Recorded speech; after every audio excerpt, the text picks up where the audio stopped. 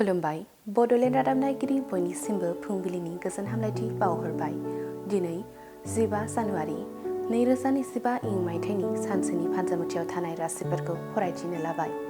मेष राशि सिखिरि सुबुंफोरजों सोफै सोफै खालामजागोन। खामानियाव गोसो होनो हानाय नङा, गोसो बायफ्लेगोन। वृष राशि साना गाज्रियै बारलांगोन। मोनखानाय खाबुखौ खोमानानै लागोन। गुबुननि मदद लानांनो हागौ। मिथुन राशि गुबुननि गाज्रि मावफ्लांनो हागौ। गोसोनि सानस्रिया गाज्रि जागोन। गावनि साननाय हनायखौ सोलायनाया गोनां। कर्कट राशि सुथुरा जोबस्रांगोन। देहानि सानाय सुनाया गैया जागोन। थांखियाव सौहैनो हागोन। सिंह राशि साना गाहाम नङा। रांखावरिनि बेलायाव थगायजागोन। हालाय हाफाय जागोन। कन्या राशि आखायाव बायदि खामानि मावनो हानाय खाबु फैगोन। गावनि सिमांखौ जाफुंहोनायनि फारसे दावगानो हागोन। मोजां सान। तुला राशि साना गाहाम नङा। मावनो लानाय खामानिफोरा जाफुंसारनाय नङा। गुबुनफोरजों सुखुजायै जागोन। वृश्चिक राशि समा बेरेखा खारगोन। खैफोदा उन उन गिदिंफागोन। जाब्रबथाय जानो हागौ। सांग्राङै सोलिनाया मोजां। धनु राशि सानसेमानि गोजोन मोनै जागोन।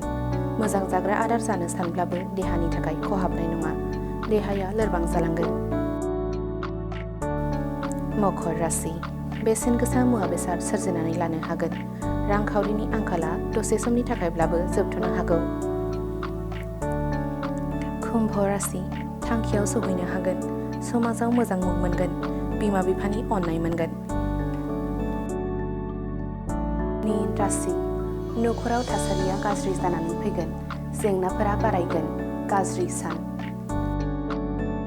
दिनैनि राशि फरायथिनाया एसेनोसै। बेजों लोगोसेनो दिनैनि साना बुहुमनि साफ्रोमबो सुबुंफोरनि थाखाय गाहाम जाथों, बेनि थाखाय बड'लेण्ड रादाब नखरनि जानानै इसोरनि खाथियाव आरज गाबनाय थाबाय। गोजोन्थों।